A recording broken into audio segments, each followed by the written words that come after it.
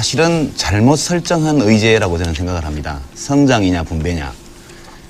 다 아시겠지만 사회 구성원 다수가 받아들일 수 없을 정도의 불균형한 분배 또는 정의롭지 못한 분배 상태를 가진 국민 경제는 절대로 건전하게 지속적으로 성장할 수 없습니다.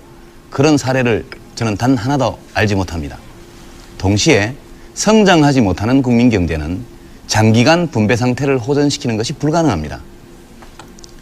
그래서 우리가 이 성장과 분배는 늘 일정 정도의 이 공존관계이기도 하고 일정 정도 갈등관계이기도 합니다. 단기적으로 보면 이것이 갈등관계인 경우가 종종 나타나지만 길게 보면 둘은 같이 갈 수밖에 없는 문제거든요. 지금 성장이냐 분배냐는 이런 쟁점이 제기된 것은 저는 어떤 실사구시적인 토론이라기보다는 이것은 이데올로기 논쟁의 성격이 매우 강합니다.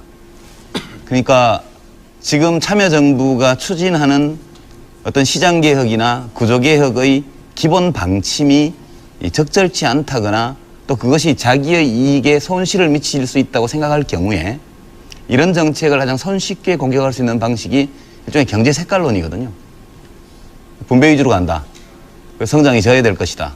우리 위기가 올 것이다. 이런 식으로 얘기를 하는데 저는 지난 1년 2개월, 3개월 정도 참여정부의 집권 기간 동안에 일부 전문가들이나 언론에서 얘기하는 바 분배 위주의 경제정책으로 간다는 것을 입증할 만한 단 하나의 정책이라도 제시하고 그런 걱정을 한다면 수긍하겠습니다만 저는 상당히 분배 위주의 정책을 많이 펴야 된다고 개인적으로 생각하는데 제가 지지하는 이 참여정부가 그 정책을 거의 하지 못한 것에 대해서 매우 유감스럽게 생각하고 지금까지 이것을 하기 어려운 상황이었기 때문에 그렇게 온 것이라고 일단 이해를 하고 앞으로 경제 여건이 좀 더 호전된다면 그때 가서는 좀 쓸 수 있지 않겠느냐 이렇게 본다는 점을 우선 말씀을 드립니다. 예, 유승민 당선자 말씀해 주시죠. 유시민 당선자께서 성장이냐 분배냐를 이렇게 너무 이렇게 구분해서 볼 필요가 없고 장기적으로 이게 상당히 이제 좀 이렇게 같이 물려서 가는 그런 측면이 있다. 그 점에 대해서는 이제 저도 뭐 100% 동감이고요. 다만 그 끝에 이제 이게 실사구시 논쟁이 아니고 이게 이데올로기 논쟁이다. 그 점에 대해서는 저는 조금 생각을 달리합니다. 왜냐하면 지금 아까도 말씀드렸지만 수십 년간 그 시대에 강조해오던 경제발전 전략이라는 게 분명히 있었습니다. 어디에 더 이제 강조를 하느냐 그게 있었는데 저는 분배에 대해서 우리가 한 17년 정도의 기간 동안 상당히 강조를 해왔고 그래서 지금은 분배는 상당히 좀 내실화, 알차게 할 때가 됐습니다.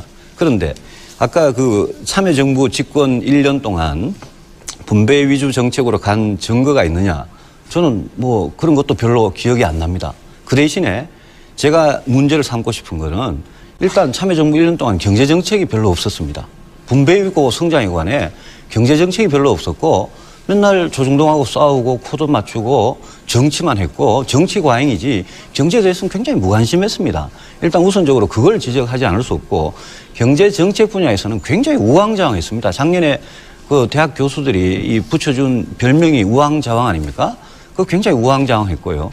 그다음에 또 하나 중요한 문제는 분배를 열심히 하는 건 좋습니다. 좋은데 성장에 대한 해법을 분명히 특히 요즘과 같이 서민들이 고통받고 일자리가 없고 이런 시절에는 정부가 성장에 대한 해법이 우리는 이거다라고 제시할 수 있어야 됩니다. 제가 기억나는 한 가지밖에 없습니다. 작년 어느 때인가 신성장 산업 10개 그거 발표한 거 딱 하나밖에 저는 기억이 나지 않습니다. 그래서 그걸 가지고 경제 색깔론이다 이렇게 말씀하실 게 아니라 분배도 열심히 해야 되지만 책임 있는 정부라면 이렇게 경제가 어려울 때는 우리가 어떻게 이 경제를 지속 가능한 그런 성장을 실현을 시키겠다. 이거를 좀 내놔야 됩니다. 그런데 수십 개 로드맵을 만들면서 제가 기억나는 성장의 방법이 뭔지 그게 없다는 그런 지적을 좀 드리고 싶습니다. 짤막하게만 예, 말씀하시죠. 제가 또 반론 잠깐만 짤막하게만 예. 말씀을 드릴게요. 그러니까 이제 그 비판하신 건 좋습니다. 근데 이제 비판도 좀 저는 실사구시적이었으면 좋겠다 이런 생각이 드는데요. 한나라당에서 좋은 의견이 있으시면 제안을 주십시오. 아주 구체적인 정책으로. 그럼 저희가 뭐 집권당이고 다수당이기 때문에 그 정책이 충분히 합리적이고 또 단기적으로 투자 진작을 하고 또 국민들의 생활을 개선하는 데 도움이 될 만한 정책이라면 무엇이든 간에 긍정적으로 받아들이려고 합니다. 근데 단순히 우왕좌왕했다, 아무것도 없었다 이렇게 얘기를 해버리면 그러면 그 수많은 경제부처의 공무원들은 지난 1년 동안 다 놀았다는 얘기며 대통령이 하루 일정 가운데 1.6회 정도가 경제민생 관련이었고 전체 일정 60% 이상이 전부 경제민생 관련 회의나 방문 이런 것이었습니다. 근데 그건 좀 지나치게 이제 모욕적인 표현이라고 저는 생각하고 정치적인 공격으로는 이해를 하겠습니다만은 그렇게 해서 우리 경제가 좋아질 수는 없다는 점을 말씀을 드리고요. 하나만 딱 첨언해서 드리면 오늘 아마 2001년도인가요? 노벨 경제학상 받은 스티글리츠 교수가 이제 한국에 와서 여러 언론사들과 이제 대담을 했습니다. 그 내용 중에 보면 한국 경제를 위해서 한 충고가 하나 있는데요. 93년, 94년경 클린턴 행정부 미국, 이 클린턴 행정부의 경험을 좀 잘 참고해봐라. 이 클린턴 행정부가 찾은 것이 레이건 시대에 너무나 이 성장 위주, 공급자 위주로 가 있던 미국 경제를 이 성장과 분배의 균형점으로 이동시키는 노력을 했고, 지금 한국 정부도 그 둘 사이에 어떤 중간 지점을 지금 찾고 있는 걸로 보이고, 수년 내에 이렇게 노력하면 한국은 한국적인 자본주의 형식을 가지게 될 것이라는 이제 이런 격려성의 이런 말씀을 주셨는데요. 저는 이런 지적들이 우리에게 매우 유용한 지적이라고 생각을 하고, 아주 실용주의적으로, 정말로 이 대목에서는 실용주의적으로 우리가 이 두 개의 소중한 가치를 절충하고 타협하고 또 동시에 어느 정도 성취해낼 수 있는 이런 방안을 앞으로 오늘 토론에서 저는 많이 나오기를 기대를 하겠습니다. 제가 말씀해도 되겠습니까? 예. 글쎄요, 노벨 경제학상을 받았다고 해서 꼭 한국 경제에 적합한 그런 해법을 제시한 것은 아닙니다. 미국에 다양한 대학 교수가 있고 경제학자들이 있습니다만은 스티글리츠 교수는 이제 약간 이제 미국의 어떤 성장 그런 좀 반대하는 그런 경향이 강하고, 이분이 월드뱅크에서 상당히 오래 근무를 하셔가지고 특히 이제 조금 미국 모델에 대해서 그렇습니다만은 미국의 경우에도 클린턴이 그렇게 분배나 아니면 레이건 때 못했던 그런 거를 할 수 있었던 기반이 어디서 나왔느냐 하면 레이건 8년 동안 레이건이 잡아놓은 그 토대 위에서 클린턴이 그렇게 할 수 있었습니다. 그래서 우리도 마찬가지입니다. 우리도 어떤 정부가 분배에 신경을 쓰려면 우리가 87년부터 분배에 신경 쓰는 거 어떻게 할 수 있었습니까? 그 이전에 성장 기반이 다져졌기 때문에 그 위에서 분배를 할 수 있었던 겁니다. 그래서 제가 말씀드리는 거는 이거는 경제라는 건 길게 가는 거기 때문에 지금 분배에 대해서 신경을 많이 썼고 그거 하나자는 소리가 아니고 내추럴 하는데 성장의 해법이 뭔지 그걸 자꾸 찾자는 그런 말씀을 드리는 겁니다. 그래서 그 정도. 마지막에 이제 분배를 통한 성장을 말씀하시고요. 아까 유시민 의원께서 말씀하시고 지금 계속 이제 강조하시는 부분이 양극화, 불균형 이런 부분입니다. 물론 박정희 전두환 시절에는 일부러 성장 전략을 그런 불균형 전략을 쓴 것도 사실입니다. 그런데 그 이후에 우리가 경험을 보면요. 분배가 언제 제일 악화됐냐, 언제 제일 나빠졌냐를 보면 진위계수를 봐도 그렇고 상위 10%, 하위 10% 나누는 값을 봐도 그렇습니다. 이거는 우리가 생생하게 경험한 겁니다. IMF 같이 경제가 마이너스 6.7% 성장할 때, 그러니까 성장이 아주 푹 떨어질 때, 작년같이 그럴 때 분배가 굉장히 악화가 됩니다. 왜 성장이 안 되면 분배가 더 악화되고 성장이 되면 분배가 조금 좋아지느냐? 그거를 저는 꼭 아셔야 된다고 생각하는 게요. 성장이 되면 산업 저변도 늘어나고요. 그다음에 서민들도 일자리를 더 갖게 되고 그래서 분배 구조가 개선이 됩니다. 근데 성장이 안 되면 제일 견디기 힘든 게 가난한 서민들입니다. 그리고 제일 경쟁력이 없는 중소기업들입니다. 자영업자, 아주 영세한 사람들. 그러니까 우리가 왜 성장을 하느냐? 결국은 서민과 아주 경쟁력이 약한 소기업들, 그 사람들을 위해서 성장을 하는 겁니다. 그런데 민주노동당에서는 분배를 통한 성장이라고 말씀하시는데요. 저는 그런 성장은 들어본 적도 없습니다만은 그 성장의 해법을 가져가지고 경제를 성장시키지 않으면 분배 구조가 나빠진다는 게 엊그제 아마 재경부에서도 그걸 발표했고 통계청에서도 발표를 했습니다.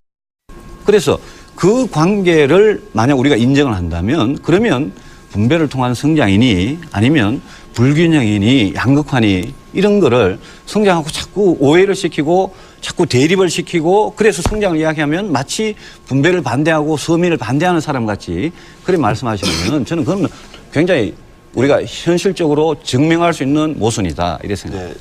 아까 유승민 당선자께서 듣도 보도 못했다 이렇게 말씀하시는데 저는 듣기도 하고 좀 보기도 했습니다. 지금 단병호 당선자께서 하신 분배를 통한 성장이라는 것은 1970년대, 80년대에 유럽의 삼인주의 정당 경제 전문가들이 많이 썼던 논리입니다. 전혀 듣도 보도 못한 것은 아니고요. 또 이론적으로도 네오케인지안들, 신케인즈주의자들 쪽에서 이 모델을 많이 연구를 했습니다. 그래서 제가 알고 있는 학술적 결론은 뭐냐 하면 특정한 국면, 특정한 조건에서는 이렇게 분배를 통한 성장이 가능하다는 겁니다. 근데 일반적인 조건에서는 이건 잘 안 맞는다는 거죠. 그래서 얼마 전까지 몇 년 전에 독일 연방정부의 재무장관 하던 오스카 라퐁테인이 바로 이런 네오케인지안이고 이런 주장을 했던 분 아닙니까? 지금 그만뒀지만. 그래서 전혀 없는 논리는 아니고요. 다만 이 논리를 지금 이 한국 경제의 상황에서 적용할 수 있느냐.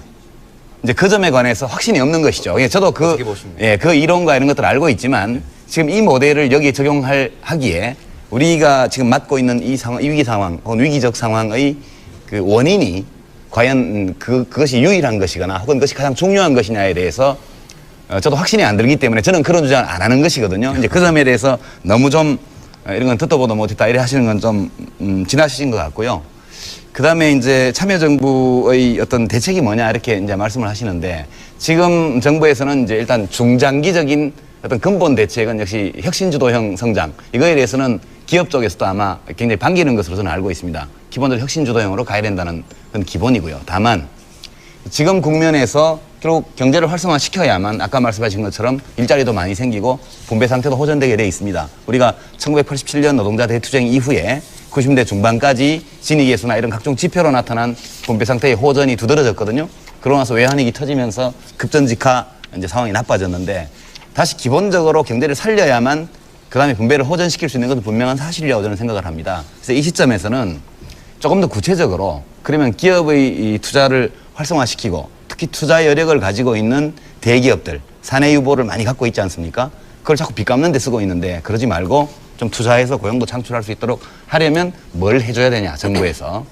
이런 거 좀 구체적으로 말씀하시고 동시에 그 민간 가계의 소비 능력이 이렇게 취약해가지고는 어렵습니다. 그래서 지금 배드뱅크니 뭐니 해서 여러 가지로 신용불량자 문제를 해결하거나 완화하거나 이렇게 한 대책들이 나오고 있거든요. 그래서 민간 가계의 소비 능력 혹은 구매 능력을 증대시키는 노력도 이걸 분배로 몰지 말고 저는 좀 받아주셨으면 좋겠고요. 협조 좀 하고 동시에 지금 투자 여력이 있는 기업들의 설비 투자, 신규 투자를 활성화시키기 위한 어떤 구체적 제안을 정부에게 하고 정부가 그것을 같이 상의하는 이런 쪽으로 간다면 그렇게 큰 논란 없이 우리가 해법을 찾을 수 있지 않을까. 알겠습니다. 이런 건의를 좀 드립니다. 야당과 제게.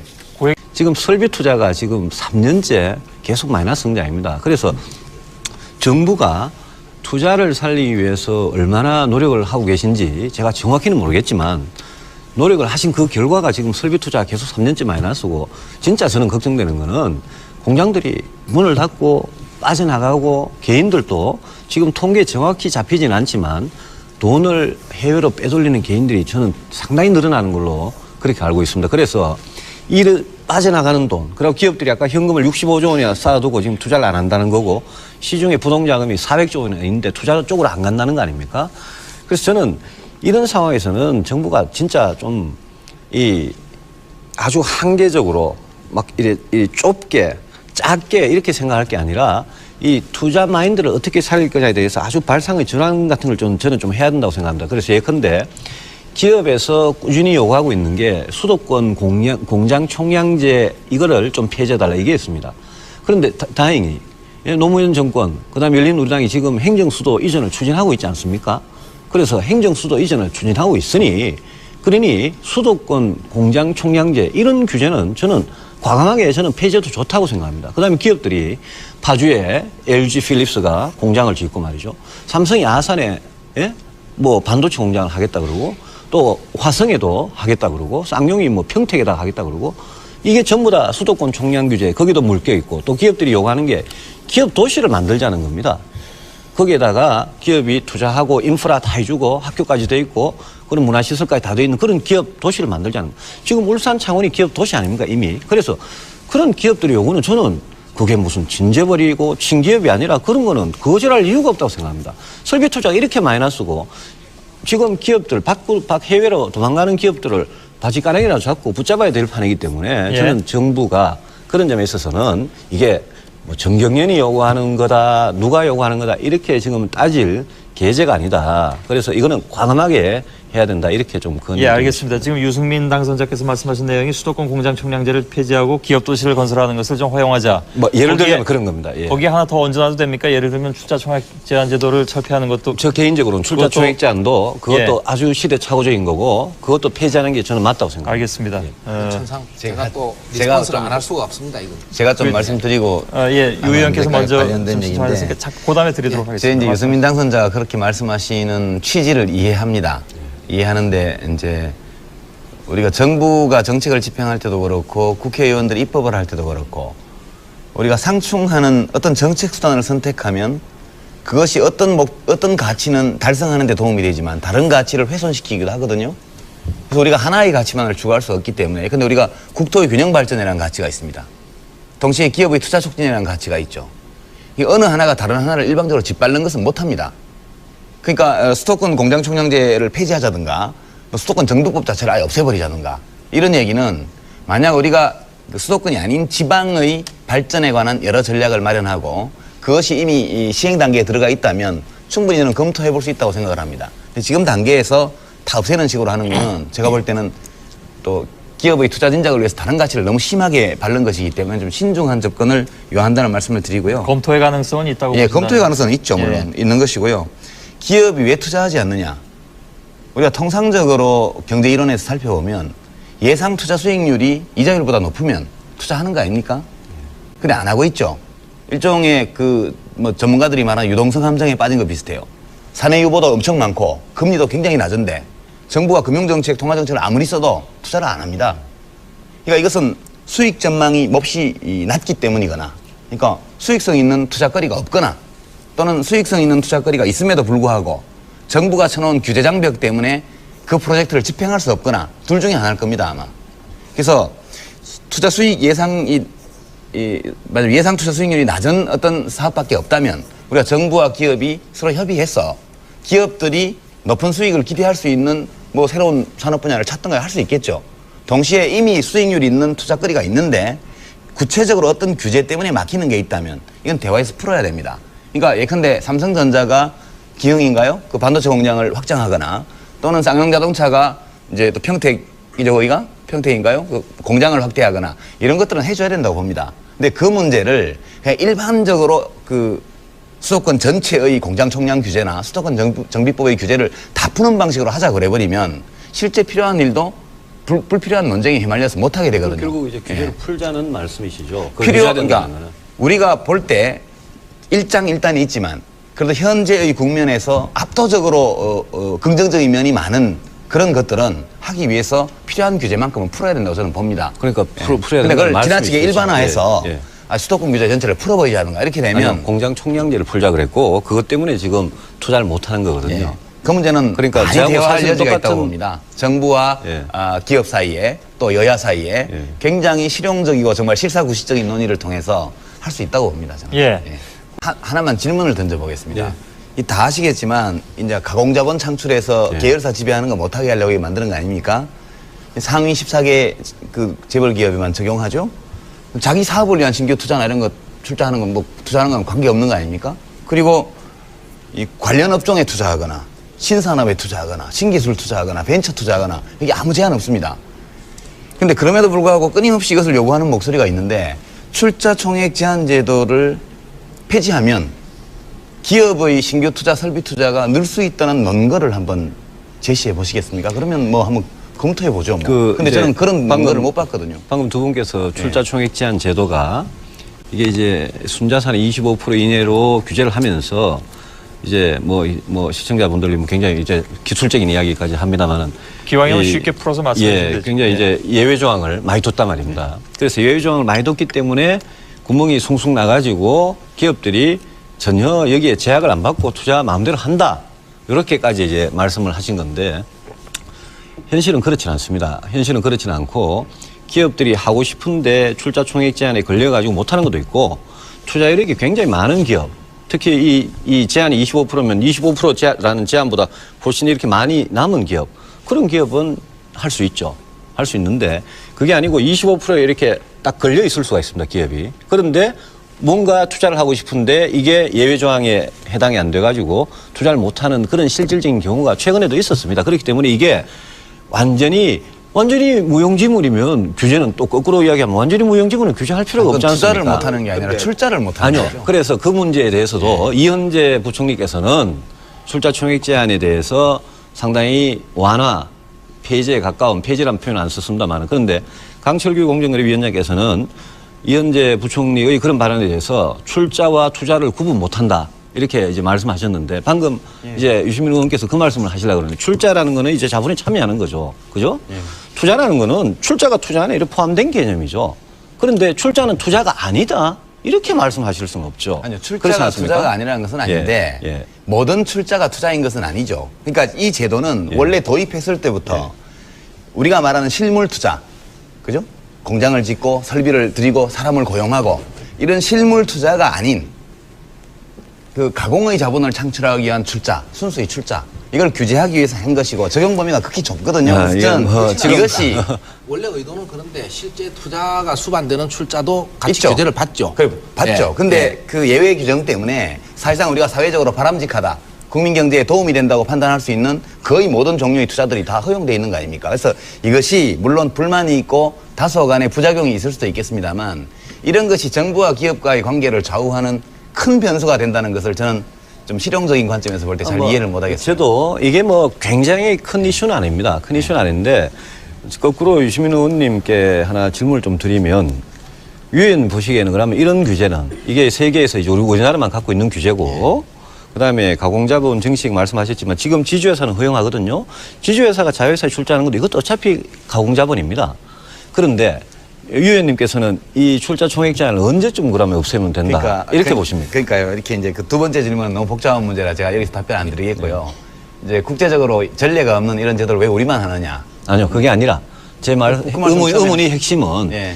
이런 규제를 그러면 유 의원께서는 예. 언제쯤 없애는 게 좋다 이렇게 보시나요? 그러니까 이 규제가 도입된 것은 이제 대한민국처럼 이렇게 그 몇 개의 몇 사람의 집안이 국민 경제 전체를 어떻게 보면 좌지우지하는 이런 나라가 없거든요. 세계적으로 조그만 나라 어떤 데 이상한 데 빼면은 그럼 아까도 말씀하셨지만 무슨 상장 기업 중에 위에 10% 이렇게 하면 다 재벌 기업이고 전부 다 총수 일가가 지배하는 기업 아닙니까? 근데 그 사람들이 마음 먹는 때에 따라서 국민 경제가 좌지우지되는 이런 것이 문제가 있으니까 지금 우리가 바람직한 기업 시스템이 어떤 것이냐 이런 것들에 대한 많은 논의를 하고 있지 않습니까? 그래서 이런 규제 자체가 필요 없을 정도로 기업 경영이 투명화되고 합리화되고 어떤 개인이나 일족에 의해서 기업의 운명이 좌우되는 사태 이런 것이 심각한 우려를 낳지 않을 정도로 됐을 때 그때는 이런 규제가 필요 없죠, 당연히. 실제로 이 법을 국회에서 법을 바꾸려면요.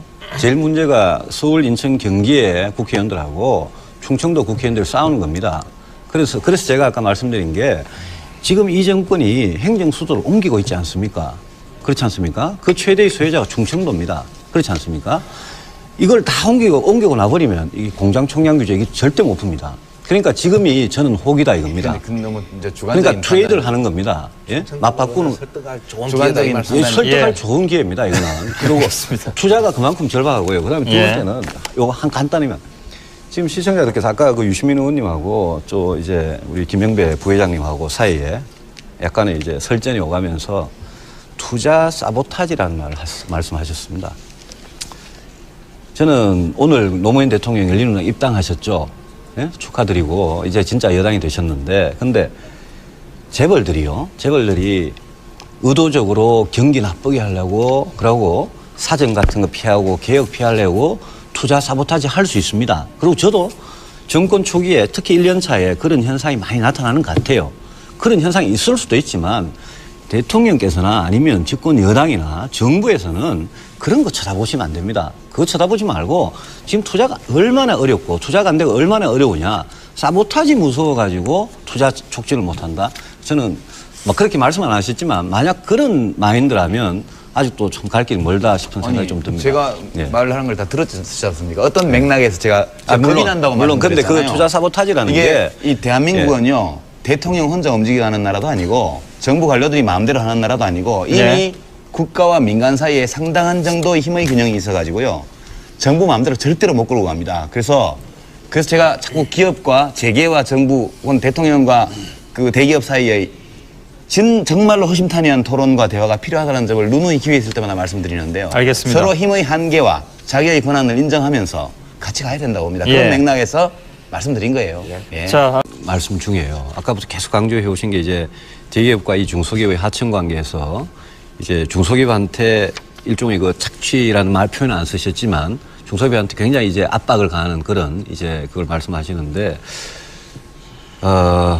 그게 이제 굉장히 이제 닫힌 경제 같으면 그런 말씀이 가능하신데 이게 우리 경제가 이제 굉장히 열린 경제고 다른 나라들도 마찬가지입니다. 지금 다국적 기업이라는 게 부가가치가 조금이라도 낮은 공정은 다 회사 바깥으로 자꾸 떼는 그런 일을 하고 있고 그렇게 떼면서 세계 어디에서 제일 싸게 이렇게 이 일을 처리할 수 있나 이걸 찾는 그런 세상인데 저는 말씀하신 것 중에 그 대기업의 뭐 대기업한테 주주한테 돌아가는 거 주식 가격이 오른 거 이렇게 이제 일일이 카운트를 하시면서 이제 중소기업한테 너무 안 간다 이런 말씀하시는데 그게 이제 과연 지금 우리 현실에서 이렇게 이미 온 단계에서 그렇게 갈 수가 있는지가 의문이고요. 이 비정규직 문제는 지금 포인트가 저는 조금 좀 딴 데 같다 싶은 생각이 드는 게 이 비정규직 문제는 진짜 이거는 진짜 약자의 문제입니다. 약자의 문제고 저는 민주노총이나 한국노총에서 또 출신이시고 한국노총에서 오신 분이고 아주 조직화된 노동계 안에 강자의 대표 아니십니까? 근데 이 강자들께서 약자를 지금 이제 걱정을 해 주시는 건데 이왕 걱정을 해 주시는 김에 이 문제는 정부가 혼자는 해결 못 할 겁니다. 그 다음에 네. 이 모든 비정규직의 처우 개선, 정규직화도 뭐 이런 데 다 드는 이 모든 비용이 기업한테 다 부담하라. 이러면 그 말은 좋습니다. 그 뭐 그래 되면 저도 좋겠습니다. 다만 그래 되면 기업들 여기 남아 있겠습니까? 알겠습니다. 그래서 이 문제는 저는 이 문제야말로 노사정 대화가 굉장히 필요한 문제고 예. 그래서 이 문제야말로 앉아가지고 진짜 그 노동계의 강자분들께서는 얼마나 좀 양보를 하실지 정부는 어떤 역할을 하실지 예. 그리고 기업들은 정리해 어떤 주시죠. 몫을 하실지 이거는 진짜 대화가 필요한 알겠습니다. 이야기가 요 부분 반론 있으시면 한 번만 듣고요. 유 의원께서 말씀하시겠어요? 예, 뭐 반론이라고 하기도 어렵고 아니라고 하기도 어려운데요. 예, 말씀하세요. 짧게 말씀해 주시고 그러니까 그냥 시청자 전화 좀 받도록 예, 우리 하겠습니다. 개방 경제니까 뭐 다 참아야 된다. 이거는 아마 이제 받아들이시기 어려울 거고요. 다만 저희 이제 열린우리당 총선 공약도 그랬는데요. 비정규직에 대한 불평등한 차별은 철폐해야 됩니다. 이게 고용기간이 을 이제 한정해서 기업에게 이제 인건비 부담이라든가 또 노무 관리 부담을 덜 주고 또 유연성을 강화해주는 이런 취지는 뭐 좋을 수 있으나 이걸 약용해서 부당하게 차별을 하거나 또는 제도를 남용하는 것은 시정할 수 있도록 법률을 정비해야 된다고 보고요. 그다음에 이 비정규직 노동자들 경우에 사회 안전망 속으로 좀 더 깊이 편입시키는 조처가 또 필요하다고 보고 있습니다. 예. 다만 지금 민주노총이나 혹은 노동계 쪽에서 계속해서 민주노동당도 포함해서 계속해서 고용 안정화 그리고 노동자들에 대한 사회적 보호 강화 이것을 주장하고 있으면서 동시에 비정규직 문제의 해결을 또 이야기한다는 것은 상당히 앞뒤가 맞지 않는다. 이 고용 안정을 강화하고 노동권에 대한 사회적 보호를 강화하면 할수록 노동계층 안에서 인사이드인 정규직과 아웃사이드인 비정규직 사이의 격차는 더욱더 벌어질 가능성이 높기 때문에 그 정책에 관해서는 좀 저는 신중하게 예. 재검토해 주셨으면 합니다. 분배가 조금 좋아지느냐 그거를 저는 꼭 아셔야 된다고 생각하는 게요. 성장이 되면 산업 저변도 늘어나고요. 그다음에 서민들도 일자리를 더 갖게 되고 그래서 분배 구조가 개선이 됩니다. 근데 성장이 안 되면 제일 견디기 힘든 게 가난한 서민들입니다. 그리고 제일 경쟁력이 없는 중소기업들입니다. 자영업자, 아주 영세한 사람들. 그러니까 우리가 왜 성장을 하느냐? 결국은 서민과 아주 경쟁력이 약한 소기업들 그 사람들을 위해서 성장을 하는 겁니다. 그런데 민주노동당에서는 분배를 통한 성장이라고 말씀하시는데요. 저는 뭐 그런 성장은 들어본 적도 없습니다만은 그 성장의 해법을 가져가지고 경제를 성장시키지 않으면 분배 구조가 나빠진다는 게 엊그제 아마 재경부에서도 그걸 발표했고 통계청에서도 발표를 했습니다. 그래서 그 관계를 만약 우리가 인정을 한다면 그러면 분배를 통한 성장이니 아니면 불균형이니 양극화니 이런 거를 성장하고 자꾸 오해를 시키고 자꾸 대립을 시키고 그래서 성장을 이야기하면 마치 분배를 반대하고 서민을 반대하는 사람 같이 그렇게 말씀하시면 저는 그건 굉장히 우리가 현실적으로 증명할 수 있는 모순이다 이렇게 생각합니다. 아까 유승민 당선자께서 뭐 듣도 보도 못했다 이렇게 말씀하시는데 저는 듣기도 하고 좀 보기도 했습니다. 지금 단병호 당선자께서 하신 분배를 통한 성장이라는 것은 1970년대 80년대에 유럽의 삼인주의 정당 경제 전문가들이 많이 썼던 논리입니다. 전혀 듣도 보도 못한 것은 아니고요. 또 이론적으로도 네오케인지안들, 신케인즈주의자들 쪽에서 이 모델을 많이 연구를 했습니다. 그래서 제가 알고 있는 학술적 결론은 뭐냐 하면 특정한 국면, 특정한 조건에서는 이렇게 분배를 통한 성장이 가능하다는 겁니다. 근데 일반적인 조건에서는 이건 잘 안 맞는다는 거죠. 그래서 얼마 전까지 몇 년 전에 독일 연방정부의 재무장관 하던 오스카 라퐁테인이 바로 이런 네오케인지안이고 이런 주장을 했던 분 아닙니까? 지금 그만뒀지만. 그래서 전혀 없는 논리는 아니고요. 다만 이 논리를 지금 이 한국 경제의 상황에서 적용할 수 있느냐. 이제 그 점에 관해서 확신이 없는 것이죠. 저도 그 이론과 이런 것들을 알고 있지만 지금 이 모델을 여기에 적용하기에 우리가 지금 맞고 있는 이 상황, 위기 상황, 혹은 위기적 상황의 그 원인이 과연 그것이 유일한 것이거나 혹은 그것이 가장 중요한 것이냐에 대해서 저도 확신이 안 들기 때문에 저는 그런 주장을 안 하는 것이거든요. 이제 그 점에 대해서 너무 좀 이런 건 듣도 보도 못했다 이래 하시는 건 좀 지나치신 것 같고요. 그 다음에 이제 참여정부의 어떤 대책이 뭐냐 이렇게 이제 말씀을 하시는데 지금 정부에서는 이제 일단 중장기적인 어떤 근본 대책은 역시 혁신주도형 성장 이거에 대해서는 기업 쪽에서도 아마 굉장히 반기는 것으로 저는 알고 있습니다. 기본적으로 혁신주도형으로 가야 된다는 건 기본이고요. 다만 지금 국면에서 결국 경제를 활성화시켜야만 아까 말씀하신 것처럼 일자리도 많이 생기고 분배 상태도 호전되게 돼 있습니다. 우리가 1987년 노동자 대투쟁 이후에 90대 중반까지 진위계수나 이런 각종 지표로 나타난 분배 상태의 호전이 두드러졌거든요. 그러고 나서 외환위기 터지면서 급전직하 이제 상황이 나빠졌는데 다시 기본적으로 경제를 살려야만 그 다음에 분배를 호전시킬 수 있는 것은 분명한 사실이라고 저는 생각을 합니다. 그래서 이 시점에서는 조금 더 구체적으로 그러면 기업의 이 투자를 활성화시키고 특히 투자 여력을 가지고 있는 대기업들, 사내 유보를 많이 갖고 있지 않습니까? 그걸 자꾸 빚 갚는 데 쓰고 있는데 그러지 말고 좀 투자해서 고용도 창출할 수 있도록 하려면 뭘 해줘야 되냐, 정부에서. 이런 거 좀 구체적으로 말씀하시고 동시에 그 민간 가계의 소비 능력이 이렇게 취약해가지고는 어렵습니다. 그래서 지금 뱃뱅크니 뭐니 해서 여러 가지로 신용불량자 문제를 해결하거나 완화하거나 이렇게 한 대책들이 나오고 있거든요. 그래서 민간 가계의 소비 능력 혹은 구매 능력을 증대시키는 노력도 이걸 분배로 몰지 말고 저는 좀 받아주셨으면 좋겠고요. 협조 좀 하고 동시에 지금 투자 여력이 있는 기업들의 설비 투자, 신규 투자를 활성화시키기 위한 어떤 구체적 제안을 정부에게 하고 정부가 그것을 같이 상의하는 이런 쪽으로 간다면 그렇게 큰 논란 없이 우리가 해법을 찾을 수 있지 않을까. 알겠습니다. 이런 건의를 좀 드립니다. 야당과 제게. 지금 설비 투자가 지금 3년째 계속 마이너스 성장입니다. 그래서 정부가 투자를 살리기 위해서 얼마나 노력을 하고 계신지 제가 정확히는 모르겠지만 노력을 하신 그 결과가 지금 설비 투자가 계속 3년째 마이너스고 진짜 저는 걱정되는 거는 공장들이 문을 닫고 빠져나가고 개인들도 지금 통계 정확히 잡히진 않지만 돈을 해외로 빼돌리는 개인들이 저는 상당히 늘어나는 걸로 그렇게 알고 있습니다. 그래서 이 빠져나가는 돈, 그리고 기업들이 아까 현금을 65조 원이나 쌓아두고 지금 투자를 안 한다는 거고 시중에 부동자금이 400조 원이나 있는데 투자 쪽으로 안 간다는 거 아닙니까? 그래서 저는 이런 상황에서는 정부가 진짜 좀 아주 한계적으로 막 이래 좁게 작게 이렇게 생각할 게 아니라 이 투자 마인드를 어떻게 살릴 거냐에 대해서 아주 발상의 전환 같은 걸 저는 좀 해야 된다고 생각합니다. 그래서 예컨대 기업에서 꾸준히 요구하고 있는 게 수도권 공장 총량제 이거를 좀 폐지해달라 이게 있습니다. 그런데 다행히 노무현 정권 그다음에 열린우리당이 지금 행정수도 이전을 추진하고 있지 않습니까? 그래서 행정수도 이전을 추진하고 있으니 그러니 수도권 대담을 했습니다. 그 내용 중에 보면 한국 경제를 위해서 한 충고가 하나 있는데요. 그 93년, 94년경 클린턴 행정부 미국 이 클린턴 행정부의 경험을 좀 잘 참고해봐라.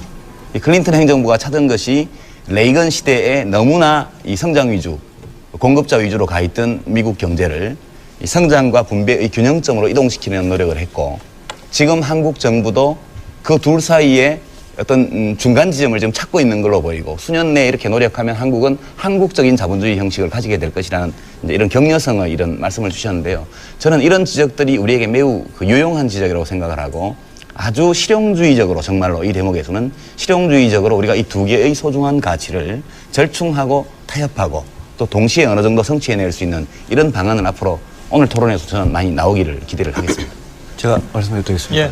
글쎄요, 뭐 노벨 경제학상을 받았다고 해서 꼭 한국 경제에 적합한 그런 해법을 제시한 것은 아닙니다. 미국에 다양한 뭐 대학 교수가 있고 경제학자들이 있습니다만은 스티글리츠 교수는 이제 약간 이제 미국의 어떤 성장 그런 좀 반대하는 그런 경향이 강하고 이분이 월드뱅크에서 상당히 오래 근무를 하셔가지고 특히 이제 조금 미국 모델에 대해서 그렇습니다만은 미국의 경우에도 클린턴이 그렇게 분배나 아니면 그 레이건 때 못했던 그런 거를 할 수 있었던 기반이 어디서 나왔느냐 하면 레이건 8년 동안 레이건이 잡아놓은 그 토대 위에서 클린턴이 그렇게 할 수 있었습니다. 그래서 우리도 마찬가지입니다. 우리도 어떤 정부가 분배에 신경을 쓰려면 우리가 87년부터 분배에 신경 쓰는 거 어떻게 할 수 있었습니까? 그 이전에 성장 기반이 다져졌기 때문에 그 위에서 분배를 할 수 있었던 겁니다. 그래서 제가 말씀드리는 거는 이거는 경제라는 건 길게 가는 거기 때문에 지금 분배에 대해서 신경을 많이 썼고 그거 하나자는 소리가 아니고 내슈럴 하는데 성장의 해법이 뭔지 그걸 자꾸 찾자는 그런 말씀을 드리는 겁니다. 그래서 그 정도.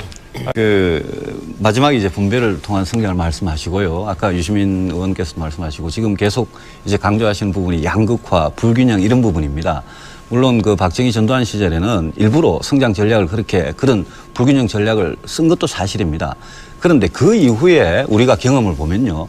분배가 언제 제일 악화됐냐, 언제 제일 나빠졌냐를 보면 뭐 지니 계수를 봐도 그렇고 상위 10% 하위 10% 나누는 값을 봐도 그렇습니다. 이거는 우리가 생생하게 경험한 겁니다. IMF 같이 경제가 마이너스 6.7% 성장할 때 그러니까 성장이 아주 푹 떨어질 때 작년같이 그럴 때 분배가 굉장히 악화가 됩니다.